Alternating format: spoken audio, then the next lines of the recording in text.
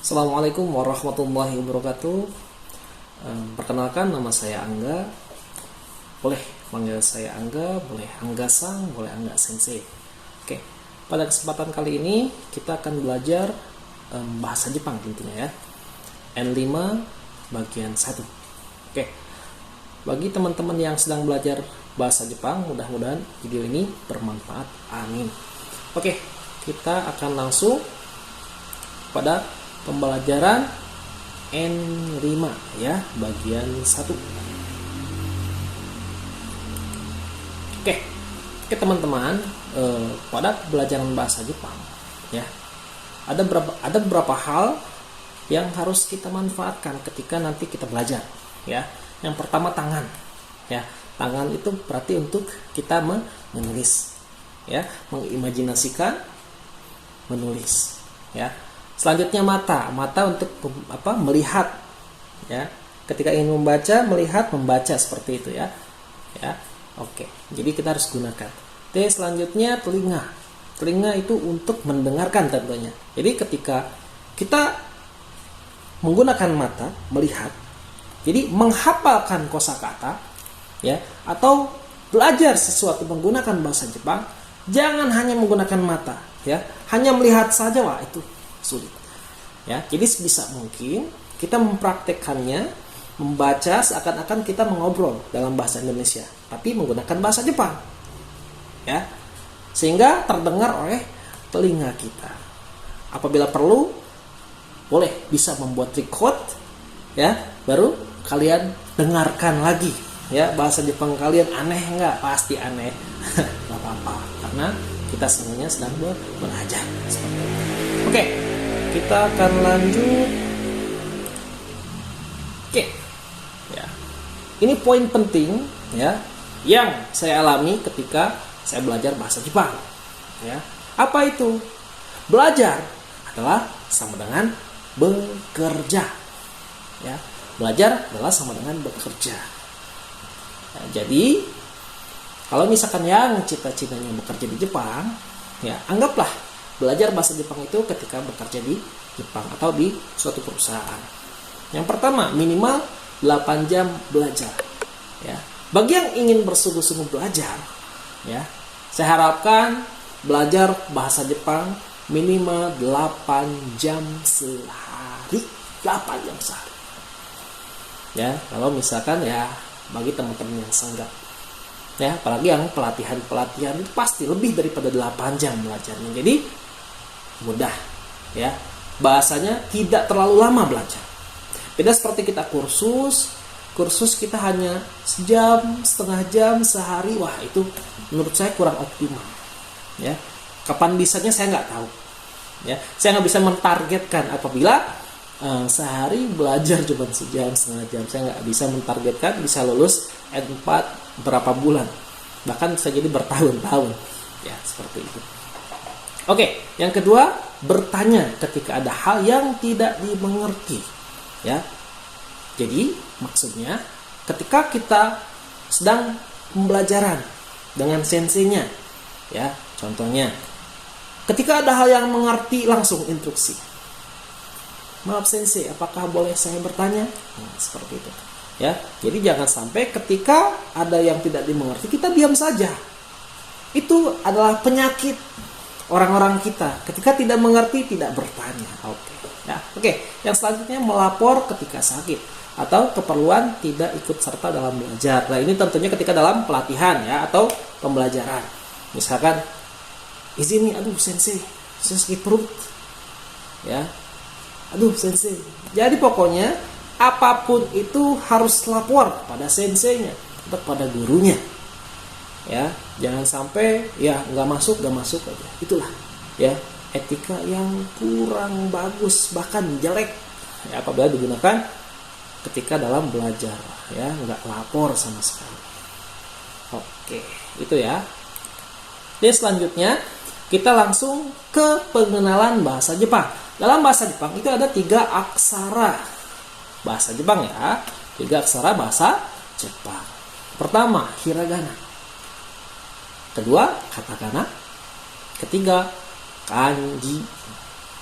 Nah, kita harus tahu dulu sebelum kita masuk ke bab, nggak tahu huruf, jangan dulu kalau bisa, ya. Jadi kita harus tahu hiragana. Apa sih huruf hiragana? Gimana sih hiragana? Dari cirinya aja deh. Kita lihat, katanya di situ perempuan. Ya, ini saya yang buat. Kalau ada yang salah, mohon dikoreksi ya, Senpai Tachi. Perempuan itu kan biasanya bulat gitu ya, bulat. Ingat, bulat. Jadi melihat huruf hiragana, coba lihat huruf hiragana ya. Tuh kebanyakan kayak A ya, tuh agak bulat gitu ya, agak bulat kebanyakan. Ya, seperti itu cirinya perempuan ya. Dan untuk pemakaiannya biasanya huruf hiragana ya. Biasanya huruf hiragana itu digunakan ketika ada kosakata itu emang dari bahasa Jepang. Maksudnya bahasa Jepang asli gitu ya.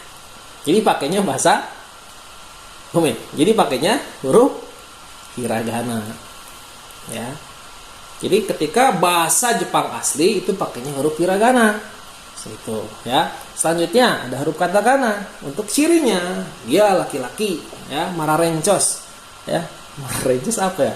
Bahasa Indonesianya runcing ya, runcing ya, lihat aja dari A-nya ya, runcing ya, I-nya runcing, U-nya runcing ya, begitulah itu cirinya. Dan selanjutnya pemakaiannya. Nah, untuk katakana ya, itu digunakan ketika ada bahasa serapan. Ada bahasa serapan, tulisan yang digunakan untuk serapan bahasa asing. Jadi misalkan dalam bahasa Inggrisnya ada nih ya, apa? Nice ada ya. Nah, dibikinlah, diserap dari bahasa Inggris itu bikin ke bahasa Jepang. Jadi pakainya katakana, huruf katakana karena dari bahasa Inggris atau bahasa asing lah, selain Inggris juga bisa. Jadinya nice. Nah, ya seperti itu. Jadi bukan nice kalau dalam bahasa Jepang, nice. Ya. Begitulah bahasa Inggrisnya orang Jepang ya. Oke. Ya. Selanjutnya ada huruf kanji ya. Kanji itu cirinya itu pokoknya sulit, rumit, itulah kanji. Meskipun ada beberapa kanji yang memang hanya beberapa goresan saja ada ya, seperti itu. Jadi kanji itu suatu tulisan yang diadopsi dari huruf Cina ya, seperti itu. Jadi diadopsi jadi bahasa Jepang ya. Kurang tahu tuh kanji sekarang totalnya ada berapa ya. Dan menurut informasi itu kanji setiap tahunnya itu dia bertambah ya, seperti itu. Itu seperti ya yang dalam buku sumber yang saya baca, ternyata bertambah setiap tahunnya atau berapa tahun nggak tahu ya, begitu. Itulah aksara bahasa Jepang. Untuk lebih jelasnya lagi, yuk kita lanjut ke halaman selanjutnya. Oke, ya. Untuk pembelajaran kali ini di part 1, ya, saya ingin teman-teman sebelum kita masuk ke bab, seenggaknya bisalah memperkenalkan diri menggunakan bahasa Jepang, biar keren, ya. Jadi meskipun belum belajar, kita udah bisa perkenalan menggunakan bahasa Jepang, begitu, ya. Oke. Kita mulai ya dari hajimemashite ya. Hajimemashite. Salam kenal. Ya, itu hajimemashite itu digunakan ketika kita pertama kali bertemu dengan seseorang dan kita akan memperkenalkan diri, seperti itu. Yang selanjutnya watashi no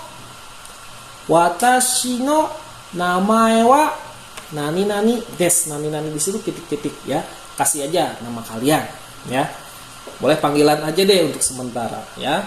Watashi no namae wa Angga desu. Oke, selanjutnya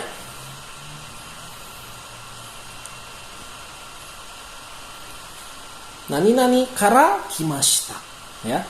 Kalau di situ kara kimashita ya, akan tapi secara lisan, secara percakapan jadinya kara kimashita ya. SH ya, bukan karakimasta, tapi karakimashita. Seperti itu. Misalkan saya kan emang dari Indonesia, jadinya Indonesia kara kimashita. Oke, lanjut. Selanjutnya, nani ni sundeimasu. Ya, ini kamu tinggal di mana? Gitu ya. Saya tinggalnya Sukabumi ya. Sukabumi ni sundeimasu. Ya, saya tinggal di Sukabumi. Oke, selanjutnya, dozo yoroshiku onegai shimasu.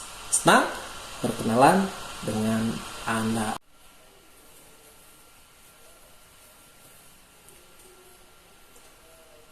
Hajimemashite, watashi no namae wa Anga desu. Indonesia kara kimashita. Sukabumi ni sundeimasu. Dozo yoroshiku onegai itashimasu. Oke, ini hafalan pertama ya, kalau bisa ketika kita akan belajar bahasa Jepang. Ya, hafalkan dulu biar keren. Ya, meskipun baru belajar bahasa Jepang pertama kali, sebisa mungkin ini bisa dulu perkenalan. Ya, biar sangka keren. Oke, hai, terima kasih untuk pelajaran selanjutnya. Nanti akan saya share lagi. Terus tonton video saya, jangan lupa like, subscribe. Apabila ada yang pengen komentar di kolom komentar di bawah. Terima kasih banyak. Wassalamualaikum warahmatullahi wabarakatuh.